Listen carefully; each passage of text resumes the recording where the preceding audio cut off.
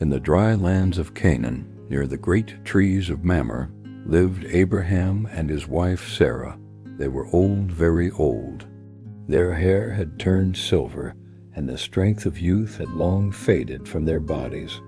Yet they carried within their hearts a promise from God. Years earlier, God had spoken to Abraham and told him that he would become the father of a great nation. His descendants would be as countless as the stars in the sky. But as the years passed, one thing remained painfully unchanged. Sarah had no child. Sarah had long carried the quiet ache of barrenness.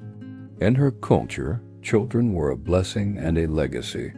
Though she tried to stay strong, there were nights she wondered if the promise had been forgotten.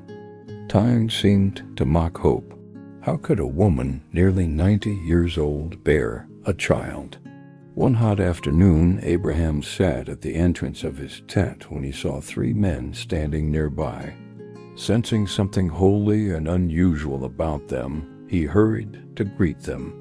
He offered water to wash their feet and prepared a generous meal.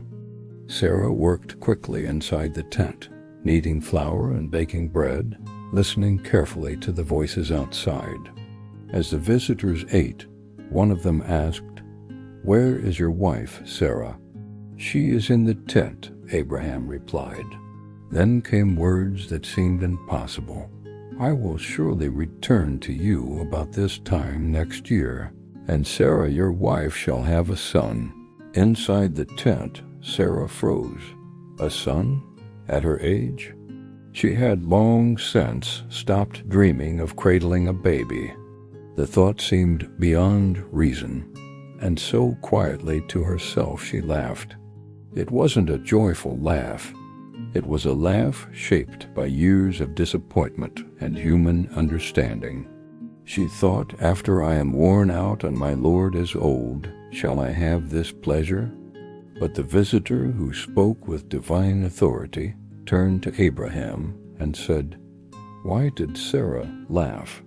Is anything too hard for the Lord? At the appointed time I will return, and Sarah shall have a son." Sarah felt her heart pound. She stepped out slightly, startled and afraid. "I did not laugh," she said quickly. But the voice answered gently yet firmly, "No, but you did laugh." In that moment, Sarah realized something powerful. Nothing is hidden from God, not even the quiet laughter of doubt inside a tent. And more importantly, nothing is impossible for Him. Months passed, and just as promised, Sarah conceived. The impossible began to grow within her. The same body that had once laughed in disbelief now carried the fulfillment of God's word. When the child was born, Abraham was 100 years old, and Sarah held her son in her arms. They named him Isaac, a name that means he laughs. Every time they called his name, they remembered that first laugh of doubt and the greater laugh of joy that followed. Sarah declared, "God has brought me laughter, and everyone who hears about this will laugh with me."